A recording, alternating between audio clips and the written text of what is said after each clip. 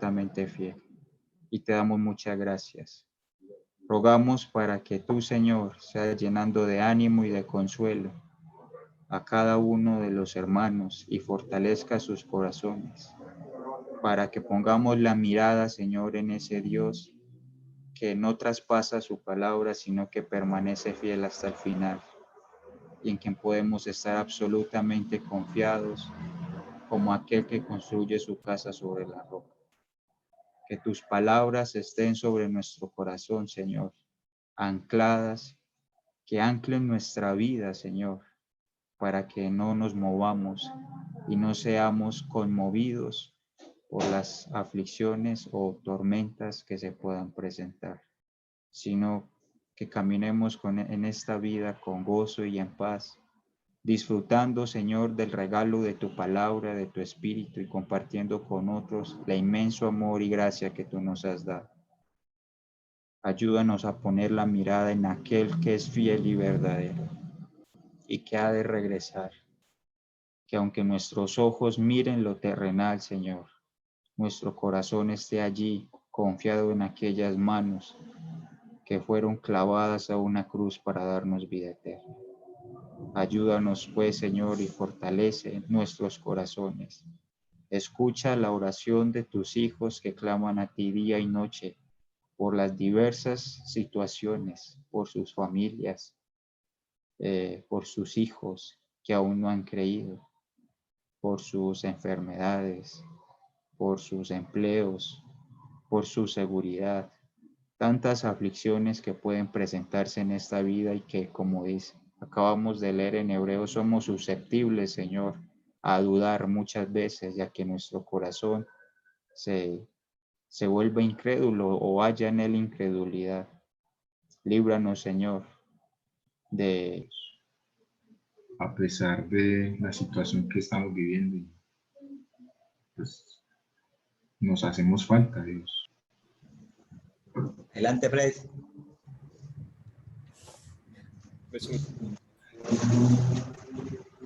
Freddy. Sí, ya, hermano, ya le escucho, ya voy. Deme un segundito. Dele a admitir ahí, alguien está ingresando. Sí, ya. Ok. Me confirma si ve la pantalla, por favor. Sí, está bien. Entonces, vamos a orar. Quisiera, antes de orar, tengan en mente cuando el hermano Gerardo oraba al principio, ¿no? Oraba por los perdidos. Y el tema de hoy va a estar muy relacionado referente a eso. Y de lo que estudiamos también la última vez los días miércoles. Entonces, vamos a orar. Padre, hoy hemos tenido el privilegio de poder disfrutar de tu amor, de tu bondad, de tus misericordias que son nuevas cada día.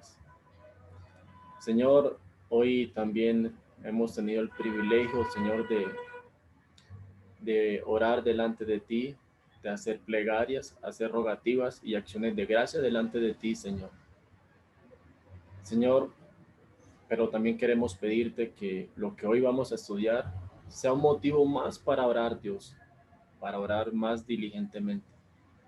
Te pido, Señor, que tú dispongas nuestros corazones, nuestros oídos para escuchar tu palabra, Dios, y que no sea más una información, sino que en realidad lo podamos poner por obra en nuestras vidas.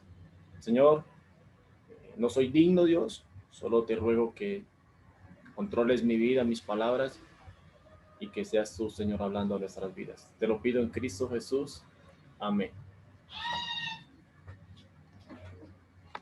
Tuve la oportunidad, hermanos, de hacer una especie de investigación acerca de la población mundial. Es decir, cuántas personas hay en el mundo en la actualidad. Entre esas fuentes que investigué en la página de la ONU, algunas revistas prestigiosas como Revista Dinero, como la BBC News, entre otras fuentes que son muy prestigiosas y muy reconocidas a nivel mundial. Y el margen entre una y la otra, el margen de error era muy mínimo. pero más o menos el promedio que había o más o menos el dato aproximado de personas que hay en el mundo son 7.6 billones de personas en el mundo en la actualidad. Me puse a indagar también un poco en la página de la Organización Mundial de la Salud de cuántas personas han muerto por el tema del coronavirus. Y a finales de agosto más o menos iban 800,000 personas muertas por el tema del coronavirus.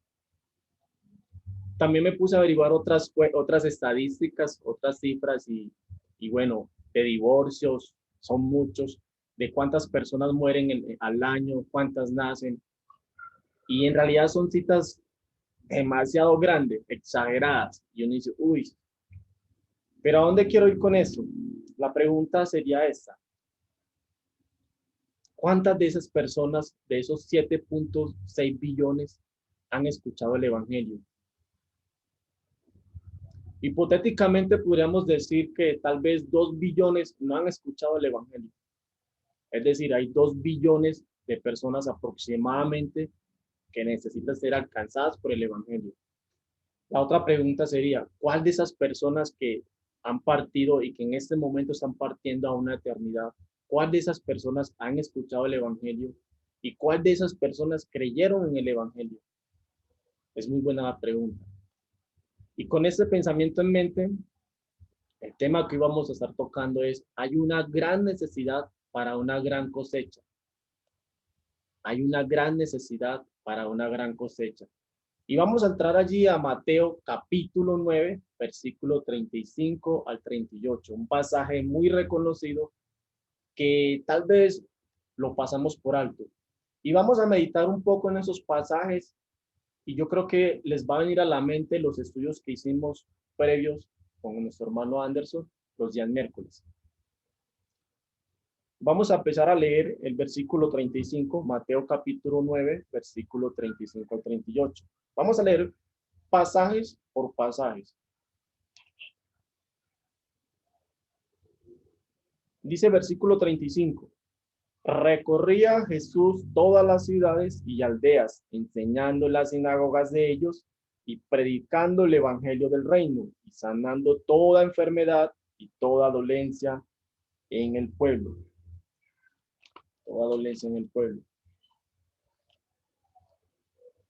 Resulta que Mateo viene hablando acerca del ministerio de nuestro Señor Jesucristo y previo a eso el Señor Jesús enseña un gran tema en el Sermón del Monte y después de eso hace una serie de milagros. Este evangelista Mateo hace un resumen, digamos, de lo que el Señor venía haciendo anteriormente. Ahora, en el capítulo 4, el versículo 23 del mismo evangelio, también Mateo expresa las mismas palabras, pero él va a hacer una especie de resumen. Él va a hacer una especie de resumen para mostrar en realidad el ministerio acerca del Señor Jesús. Y dice que el Señor Jesús recorría todas las ciudades. Todas las ciudades. Y el primer punto que íbamos a estar viendo en este versículo es observar el ejemplo del Maestro. Observar el ejemplo del Maestro. Si ustedes miran en la pantalla, son unos datos que estuve averiguando. ¿Se recuerdan aquella escena cuando Juan el Bautista se encontraba predicando el evangelio del reino, diciendo arrepentidos porque el reino de los cielos se ha acercado? Hay una escena donde aparece el Señor Jesús y cuando Juan el Bautista ve al Señor Jesús, dice, he aquí el Cordero de Dios que quita el pecado del mundo. En ese debemos de creer. Yo no soy digno de quitar o desatar sus sandalias. Y resulta que el Señor se bautiza y comienza su ministerio, comienza a predicar el evangelio, comienza a enseñar, comienza a echar fuera demonios, a sanar enfermos. Resulta que en una ocasión, como era de costumbre, un día sábado, Voy a leer a favor de ustedes Lucas capítulo 4, versículo 16. Dice, vino a Nazaret donde se había criado. En el día de reposo, entró en la sinagoga conforme a su costumbre y se levantó a leer. Y se le dio el libro del profeta Isaías, y habiendo abierto el libro, halló un lugar donde estaba escrito. Ojo que el Señor está citando Isaías capítulo 61, versículo 1 al 2. Mire lo que dice. El Espíritu del Señor está sobre mí, por cuanto me ha ungido para dar buenas nuevas a los pobres. Me ha enviado a sanar a los quebrantados de corazón, a pregonar libertad a los cautivos y vista a los ciegos, a poner en libertad a los oprimidos, a predicar el año agradable al Señor. Vamos allá a Mateo. Resulta que el Señor recorría de un lugar a otro predicando y enseñando acerca del reino. Y no solamente el Señor predicaba, sino que también cuando habla de enseñar, Él le daba el verdadero significado de lo que era la ley o la Torá. Los judíos tenían muchas cosas distorsionadas acerca de la ley de Dios. Por eso el Señor procede a dar un gran sermón, el llamado famoso Sermón del Monte, y a explicar cada una de esas cosas. Y él dice, bueno, yo no he venido a quitarle nada a la ley, simplemente vengo a cumplirla y a explicarles qué es lo que eso significa. Y el Señor no descansaba. Más de 3 años él estuvo predicando el evangelio de un lugar a otro, aldeas, partes rurales, enseñando. Y cuando él predicaba su evangelio, su mensaje era arrepentidos porque el reino de los cielos se ha acercado. Pero resulta que el reino que él predicaba no era el reino que tenía en mente el judío normal. El judío, cuando veían que el Señor Jesús hacía tantos milagros, tantas cosas, ellos decían, no, wow, este hay que hacerlo rey, este es el que necesitamos para que nos saque de la esclavitud del imperio romano. El Señor tiene que decirle, qué pena, señores, pero mi reino no es de este mundo.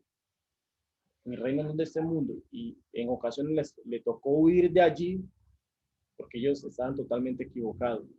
Pero el reino que el Señor enseñaba era un reino que iba a ser implantado en el corazón de aquellos que habían de creer en él.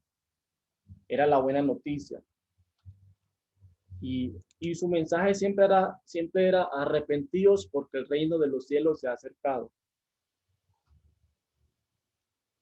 Y él autenticaba digamos, su posición de Mesías, haciendo muchos milagros, sanando muchos enfermos, sanando a muchos demonios, tanto que el mismo Juan dice en su evangelio al finalizar, cuando escribe el propósito del evangelio, dice que él, el Señor, hizo muchas cosas, sanando enfermos, resucitando muertos.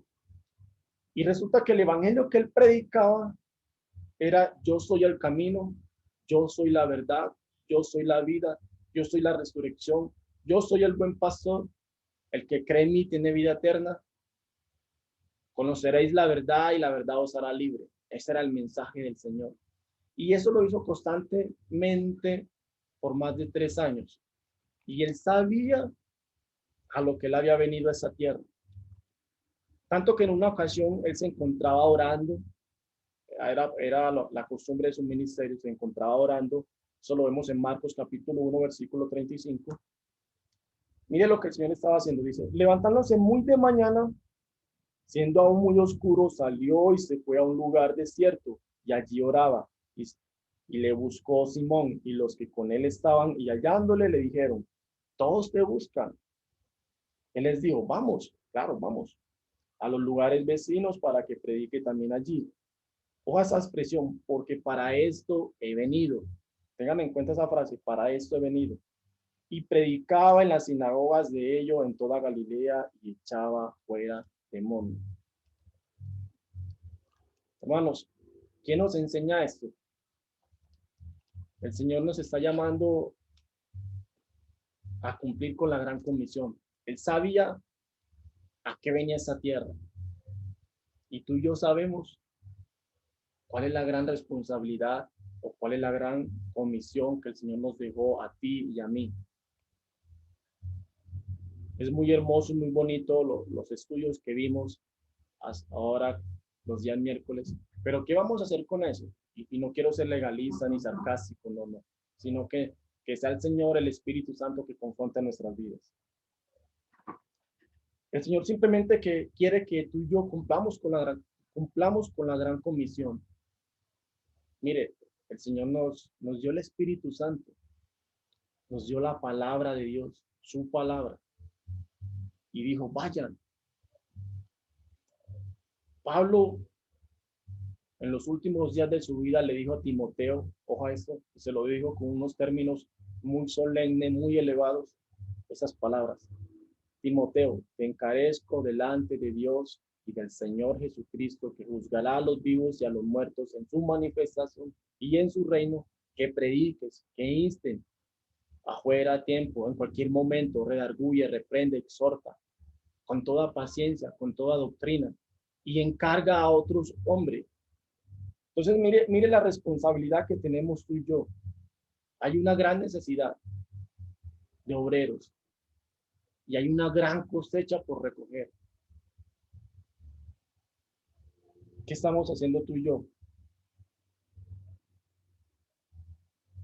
Dios nos está invitando a participar de su cosecha. Dios nos está invitando, mis hermanos. Sigamos el pensamiento que tiene Mateo. Mateo hace un resumen acerca del ministerio de Jesús y observe cómo el Señor entra aquí en acción. Versículo 36.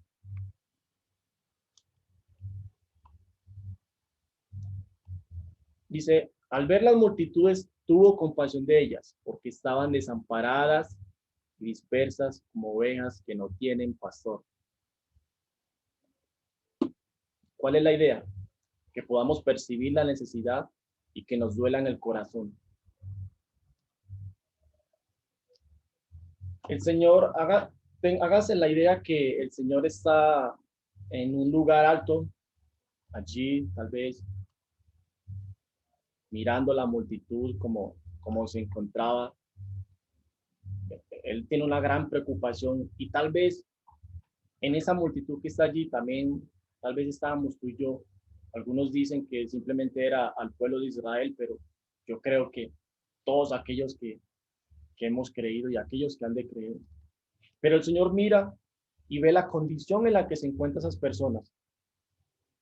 Y dice que Él sintió compasión, es decir, Él sintió un dolor desde sus entrañas, desde lo más profundo de su ser, al ver la condición espiritual en que se encontraba esas ovejas, esas personas sumergidas en el legalismo religioso, confundidas, desorientadas, personas que no sabían ni de dónde venían ni para dónde iban.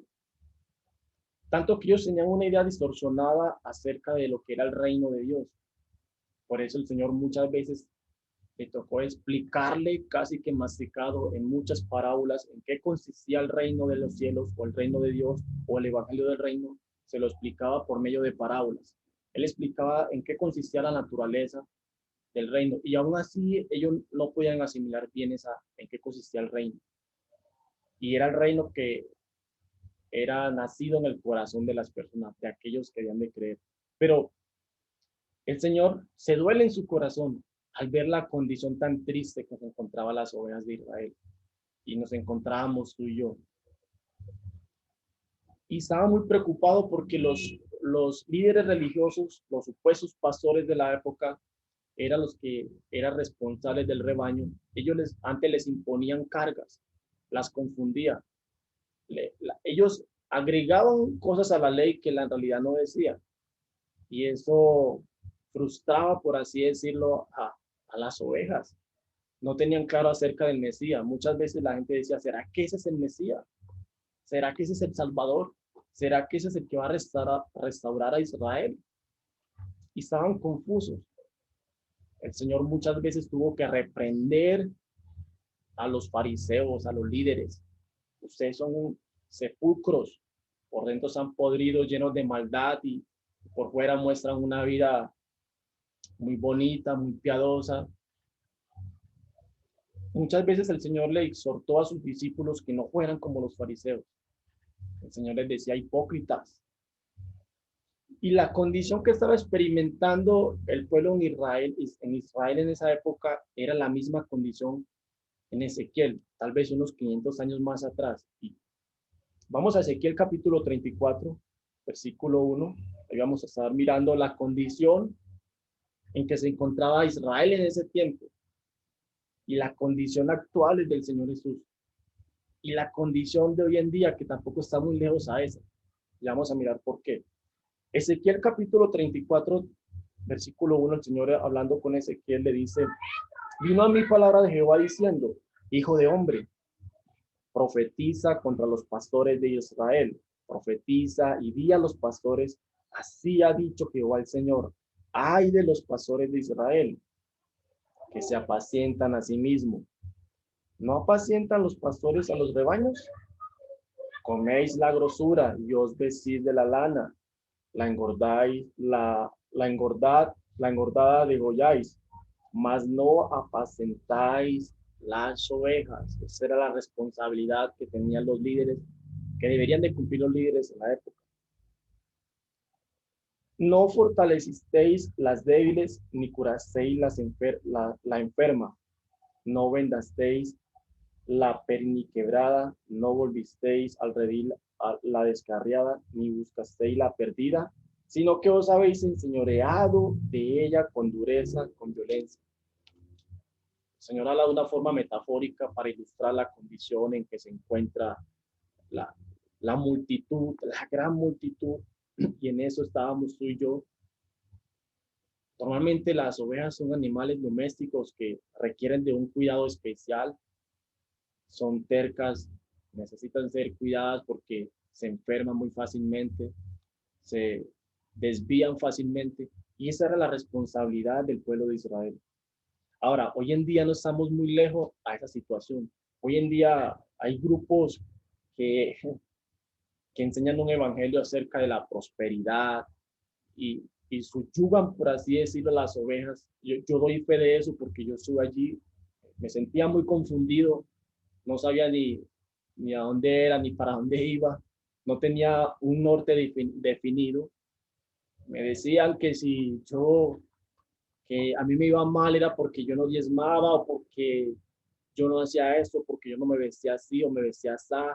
Entonces, hoy en día no estamos lejos, hoy en día hay lobos rapaces que se aprovechan y que oprimen a las ovejas.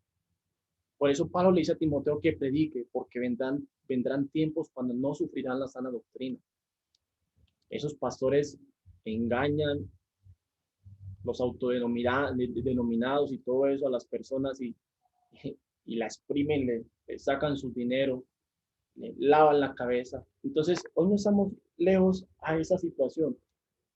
No estamos muy lejos a eso. Y quisiera hacer una pregunta. El Señor tuvo compasión desde sus entrañas, tanto que le dio su vida por esas ovejas, por ti, por mí. Pero una pregunta, y que me ha confrontado y que tal vez les puede confrontar. ¿Cuándo fue la última vez que meditaste en los sentimientos de compasión del Señor que lo llevó a la cruz del Calvario? ¿Cuándo fue la última vez que pensaste, bueno, qué lo impulsó? ¿Qué impulsó al Señor ir a una cruz y morir por un pecador como tú y como yo? Piensa. ¿Qué motivó al Señor a morir en la cruz por ti y por mí? O sea, ¿qué fue lo que lo motivó al Señor? Compasión, misericordia. Cuando el Señor enseñaba, Él enseñaba gracia, misericordia, justicia. Vengan a mí los cansados y trabajados, que yo los haré descansar. Llevad mi yugo. Eso es lo que el Señor enseñaba. Yo soy la resurrección, yo soy el agua viva, yo soy el pan que descendió del cielo. Hermanos, deberíamos tú y yo, motivados por el amor de Dios, por lo que Él hizo por nosotros, sentir compasión por aquellas personas que están perdidas en el mundo. Recuerda las cifras que te mencioné, más de 7.6 billones en el mundo hay en la actualidad de personas. Tal vez 2 billones, es un caso hipotético, que no han creído en el Evangelio o que no han escuchado. Pero Dios quiere como decía Pablo en Filipenses 2:5, haya pues en vosotros este mismo sentir que hubo también en Cristo Jesús. Ya ustedes conocen el resto del versículo. Debemos preocuparnos por los perdidos, hermanos. Tomémonos eso más en serio. ¿Sabe cuál es la problemática? Porque a veces nosotros no vemos como a veces mucho fruto, digamos, en cuanto a ir a predicar. Y es porque, y alguien lo mencionó una vez, es porque nuestra vida gira a nuestro alrededor, a nuestro entorno, a nuestro yo. Y pensamos en nosotros mismos. Obviamente podemos orar y pedir al Señor muchas cosas, y está bien. Y el Señor, que es bueno y misericordioso, nos provee. Pero también debemos orar para ir a los perdidos. Es bonito que el mismo Señor dice que cuando un perdido se arrepiente, los ángeles se gozan, disfrutan, hacen fiesta, disfrutan ese momento. Pero hay un problema en nosotros, y no quiero ser legalista con esto, lo enseña la palabra. Yo recuerdo, mi esposa se ve un programa que, bueno, de bomberos, no voy a decir el nombre, de bomberos. Yo a veces lo veo porque, bueno, ella lo está viendo y uno termina pues viéndolo también de bomberos y uno ve cómo las enfermeras es preocupado por salvar vidas, ¿no? O los bomberos. Y uno ve que cuando hay un herido o rescatan a alguien de un accidente, hacen todo lo posible para salvar la vida a esa persona. Y es muy bonito todo eso. Y eso lo tienen ellos como innato, como una vocación. Pero hay momentos en la vida que los médicos o algunos, o enfermeros o doctores, que cuando empiezan su vocación, sus primeros años de vocación, ellos hacen lo posible por salvar las vidas que ellos quieran, ¿no? Y se les nota el amor y la entrega. Pero llega un momento de la vida que ya como que no les importa nada. Lo digo por experiencia. Hace un tiempo fui al médico porque tenía algunos problemas de salud. Uno de los médicos generales, me mandó a un internista porque es el profesional del caso y que el más experimentado y que conoce todo el tema. El hombre mira el diagnóstico de mi salud y me dice, no, simplemente, no te preocupes, no pasa nada. Le cuento que salí más aburrido de ahí, que salí más enfermo de lo que estaba, porque vi la negligencia del profesional, ¿no? Entonces muchas veces nuestra vida es así. A veces como cuando empezamos la vida cristiana somos preocupados por ir a rescatar almas que van rumbo a un infierno, por ir a los perdidos y vamos contentos y emocionados a predicar el evangelio. Pero llega un momento en nuestra vida como que ya no, nada nos importa, como que sí, y a veces caemos en el error, lo digo por ejemplo, por testimonio, y decimos, nah, es homosexual, o sea, lesbiana, no es así. El Señor siente compasión y mira hacia el futuro y mira los corazones y sabe que hay mucha mies allí de entre esa mucha multitud. Hay una gran necesidad, hay una gran cosecha. Pero tú y yo debemos percibirnos de esa necesidad, que nos duela en el corazón y motivados por el amor a Dios a ser discípulos. Cuando vamos a evangelizar, seamos intencionales. Eso lo dijo un hermano, seamos intencionales. A ser los discípulos de Cristo.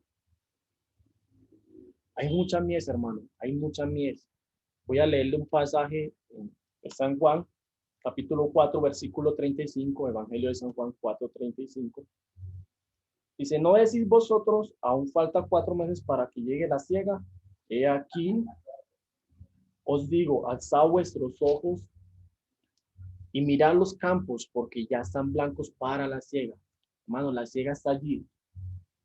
Solo que a veces nosotros caemos en como que un conformismo, no sé cómo expresarlo, pero descuidamos esa parte. Y el Señor nos está invitando a eso, hermano. A que nos duelan el corazón las almas. Yo le oraba al Señor. Yo recuerdo que fue antes de empezar los estudios los miércoles. Le oraba al Señor para que me diera algunos discípulos para poder discipularlos. Y le oraba al Señor, pero no pasaba nada. Cuando el Señor mostró a mi esposa y a mi hijo, yo no sé si mi hijo habrá creído en el Evangelio, pero bueno, Y hemos empezado a hacer un proceso lado casi que todos los días estudiando la palabra de Dios. Y ya empecé por mi casa, ver la situación de mi hijo, discipular a mi esposa. Bueno, el Señor ya me dio los dos primeros discípulos, ¿no? Entonces, órale al Señor para que te abra puertas, hermano. Órale al Señor.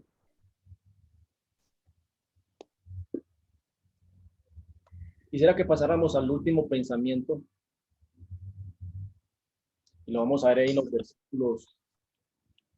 versículos 37 y 38. Dios quiere más obreros comprometidos. Y le voy a ilustrar este pensamiento. Voy a leerlo primero. Dice, entonces dijo a sus discípulos, a la verdad, la mies es mucha, mas los obreros pocos. Ojo a esto, rogad pues al Señor de la mies para que envíe obreros a su mies. Yo recuerdo en mi época de niñez, yo en realidad pues soy adoptado y mi madrastra hubo un tiempo que me llevó a vivir donde sus papás, mis abuelos, y allá es una tierra muy agrícola donde se cultiva bastante, digamos, arroz, millo, maíz, etcétera. Y más o menos como está en la ilustración, así son los cultivos, ¿no? No son unas 2 hectáreas, son 80, 90 hectáreas. Y lo bonito de todo eso que, digamos, en el tiempo de cultivar es un proceso más despacioso, más lento, muy pocos trabajadores. Pero cuando llega el tiempo de la cosecha, uno ve mucha gente por todos lados, contenta, la familia la ve contenta porque llega la hora, el tiempo de la cosecha. Pero hay algo muy importante, que ellos tienen que conseguir bastantes obreros porque si ellos no recogen esa cosecha, esa mies en el tiempo estipulado, se les puede perder la cosecha. Entonces yo recuerdo que allá usaban sus maquinarias pesadas, ¿no?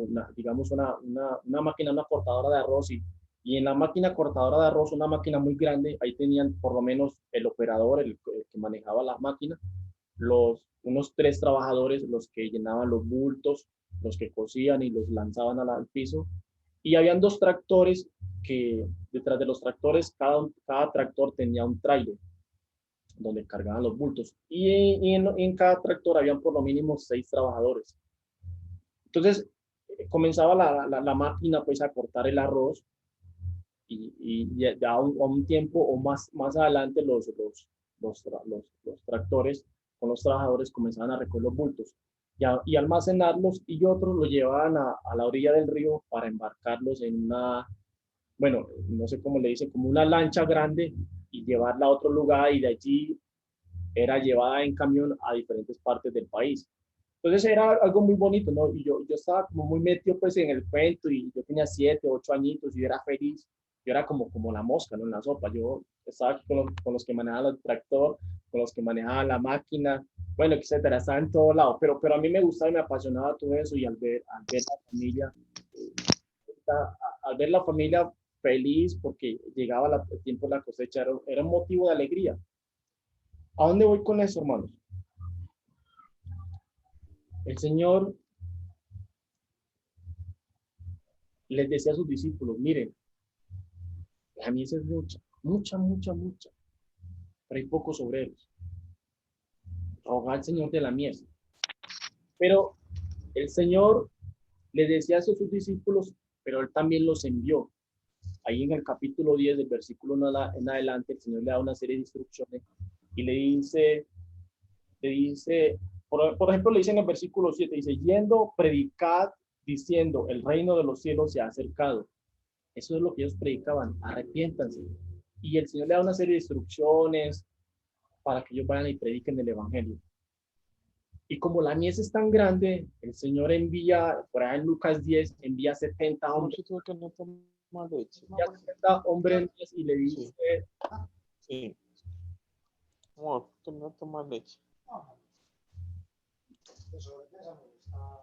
Agüita. Perdón, Paro, puedes apagar Pero la canilla. Amparo, ¿podrías apagar el micrófono? Ya. Gracias. Ok, gracias, hermano. Entonces, el Señor los envía, ¿no? Primero envía a sus 12 discípulos y después envía a unos 70. Y recuerdan que cuando llega la promesa del Espíritu Santo en Hechos 2, en el discurso de Pedro, en el versículo 41, dice que se arrepintieron más de 3,000 personas. Y si seguimos leyendo en Hechos, ustedes van a ver que la mies es mucha y comienza Dios a añadir obreros y a recoger mucha mies. Y ven que en Hechos capítulo 4, versículo 4, también dice que se arrepintieron o se añadieron a la iglesia ese día 5,000 personas. Y así sucesivamente, porque el Señor ve hacia el futuro, ve hacia allá y ve la necesidad. Ve que en realidad hay mucha mies, pero el problema es que hay pocos obreros. Ahora la pregunta sería, bueno, ¿y cuál era la clave del éxito para que esas personas, o para que el Señor añadiera, porque no somos nosotros, ojo a esto, no somos nosotros, para que el Espíritu Santo añadiera personas a la iglesia? ¿Cuál era la clave del éxito? Bueno, el Señor les decía a sus discípulos, rogad pues al Señor de la mies, rogad al dueño supremo, al dueño de la mies, para que envíe obreros. Yo recuerdo una vez que mientras estudiamos con el hermano Bobby, yo creo que más de uno se acuerda, algunos que estudiaron conmigo y todo eso. En una ocasión, el hermano Bobby decía lo siguiente: en mi iglesia hay un sótano, si no estoy mal es así, hay un sótano. Allí se reúnen más de 70, 80, creo que eran mujeres, si no estoy mal, si alguien se acuerda me corrige, y orando, ¿no? Orando. Resulta que el ministerio del hermano Bobby, bueno, el ministerio del Señor a través del hermano Bobby ha sido muy fructífero y nosotros somos testigos de eso. Es porque hay una iglesia que está ya orando, ayunando. Y un ejemplo de eso lo vemos en Hechos capítulo 13, versículo 1 al 5. Recuerdan que había una iglesia allí en Antioquía, una iglesia establecida, bien fundamentada, muy bien bonita. De cuenta la iglesia de Bello, pero en ese tiempo habían apóstoles, habían profetas, maestros, pastores, y ellos estaban orando y ayunando. Y llega un momento que el Espíritu Santo le dice a la iglesia, bueno, apartarme a Pablo y a Bernabé para la obra que los voy a encomendar, y los envía. Y comienza a multiplicarse los discípulos y comienza Pablo a ser parte de esa siega, de esa cosecha del Señor. Y comienza la iglesia a extenderse, pero porque la clave de la iglesia como tal era la oración, era la dependencia del Espíritu Santo. Eran personas que en realidad eran discípulos de Cristo, que habían renunciado a todo. Y miren lo interesante, eran personas de vulgo, pescadores, campesinos. Tal vez usted podría decir, bueno, hermano, es que yo no tengo el don del evangelismo. No, en ninguna parte de la Biblia dice que tienes que tener el don del evangelismo, de maestro. No. El Señor dijo, y me seréis testigo. Y predicar. Y ustedes escuchan los evangelios, los evangelios, allá hay una encomienda que Dios les da. Vayan, prediquen el evangelio. Vaya que la mies es mucha. Y rueguen. Y yo pensaba en un dicho muy popular, ¿no? Suena muy chistoso el dicho, pero dice, al Dios rogando y con el mazo dando. ¿Qué significa eso? Bueno, hace poquito el hermano, al finalizar su enseñanza, él decía, bueno, escojan, recuerden que hay que depender del poder del Espíritu Santo. Hay que orar. Ahora escojan un grupo para ser discípulos. Y recuerda que Pablo le decía a los Colosenses capítulo 4, decía, bueno, hermanos, oren, rueguen al Señor, tengan acción de gracias delante del Señor, pero después más adelante les dice, rueguen al Señor para que abra puerta, oren al Señor para que me abra puerta. Hermano, ojalá que con los estudios que hemos visto y con esto que es como una estocada final, ojalá podamos entender la responsabilidad. La única comisión que el Señor nos dejó es predicar el Evangelio con una intención, como lo aprendíamos, ser intencionales, la intención de ser discípulos, no simplemente de hablar por hablar. Y detrás de todo eso, con la dependencia del Espíritu Santo, que en realidad seamos luz, Hay veces, y les voy a confesar, a veces me comporto como agente secreto, ¿no? Yo, como que a veces nadie se da cuenta en la empresa que yo soy creyente, como que, y ve, yo no sé que tú eras creyente, y uno, a eso le parte el corazón a uno, porque como que a veces no nos duele las personas, perdemos como ese interés en nuestra vida, como el médico que empieza su vocación con una energía y llega un momento que ya no le importa la vida a las personas, obviamente algunos, no todos. Así a veces nuestra condición. Hermano, la iglesia del Señor necesita maestros, ancianos, diáconos, hombres y mujeres dispuestas a seguir a Jesús, a ser discípulos de Cristo. Necesita hombres que sean luz, hombres que anuncien, que hagan discípulos. Yo no estoy diciendo que vamos a salir como locos a ver dónde vamos a predicar. No, no. Yo estoy diciendo que oremos y dependamos y que el Espíritu Santo nos abra una puerta y nos diga, Freddy, ok, quizá la puerta abierta bien pueda, pero eso se requiere cuando habla de rogar, se requiere de humillación, de dependencia del poder del Espíritu Santo. ¿Sabe qué nos enseña la oración? A no depender en nuestras propias capacidades. Yo puedo hablar muy bonito, ustedes pueden hablar muy bonito, pero si no hay oración, si no hay una dependencia del Espíritu Santo, eso no va a funcionar. Eso no va a funcionar. Hermano, hay una gran cosecha. Dios quiere hombres y mujeres como tú y como yo, que seamos ejemplo, que nos duela, como les decía ahorita a las personas, que seamos obreros trabajando y pidiendo por más obreros. Y para terminar, hermano, recuerde que la llave de todo eso es orar. Y puse ahí orando porque es algo continuo. No es que, bueno, hermanos, vamos a reunirnos el miércoles y vamos a orar para los perdidos. No, algo constante, hermano. Debe ser un estilo de vida en nosotros. Así como oramos por otras cosas, claro que es necesario para tomar decisiones, para X o Y situación, claro, porque Dios dice que oremos, pero también la oración en cuanto a los perdidos debe ser algo continuo. Dios quiere obreros comprometidos. Y para terminar, no olvidemos no olvidemos este pasaje. Pero antes de leer ese pasaje, si hay alguna persona que está aquí y que no ha creído en Jesucristo, hoy es el día. Mira, la cifra es escalofriante. 7.6 billones de personas en el mundo entero. Terrible. Mucha sobrepoblación.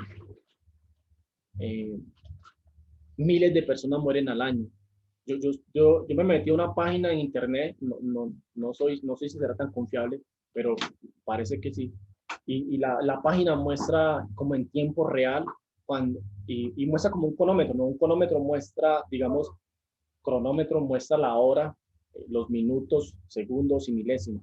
Y así como usted ve ese cronómetro, así también muestra la estadística, las personas que están muriendo. Y eso corre rapidito, ¿no? La gente que está muriendo y la gente que está naciendo. Pero ¿cuántas de esas personas se están yendo a una eternidad sin Cristo? Tal vez no es coincidencia de que estés aquí hoy. Dios quiere la salvación para ti. Dios, su compasión fue tan grande que dio su propia vida. El mismo Dios, el Dios eterno, el invencible, el todopoderoso, encarnó para morir en una cruz por ti y por mí, para que el que crea en Él tenga vida eterna. Entonces, yo te invito a que te arrepientas, a que cambies la dirección de tu vida y mires a la cruz, porque solo en Él hay salvación. No hay otro medio de salvación, no son tus buenas obras. La salvación viene a través de Cristo Jesús. Él es el camino, Él es la verdad, Él es la vida, Él es la resurrección. Ve a Él, acércate a Él. Él está dispuesto a transformar tu vida. Hermanos, por tanto, ir y hacer discípulos a todas las naciones, bautizándolos en el nombre del Padre, del Hijo y del Espíritu Santo, enseñándoles que guarden eso da que cuando tú vas a ser discípulo, también tienes que apoyar una vida de testimonio. Todas las cosas que el Señor te ha mandado. Y el Señor nos promete que todos los días estará con nosotros. Hermano, mucho ánimo. Vayamos y hagamos discípulos, seamos intencionales. No simplemente hablemos por hablar, sino seamos intencionales, hagamos amistades, hagamos relaciones y verá que el Señor va a estar con nosotros todos los días y el Señor va a añadir más a su iglesia, no nosotros, el Señor. Vamos a orar.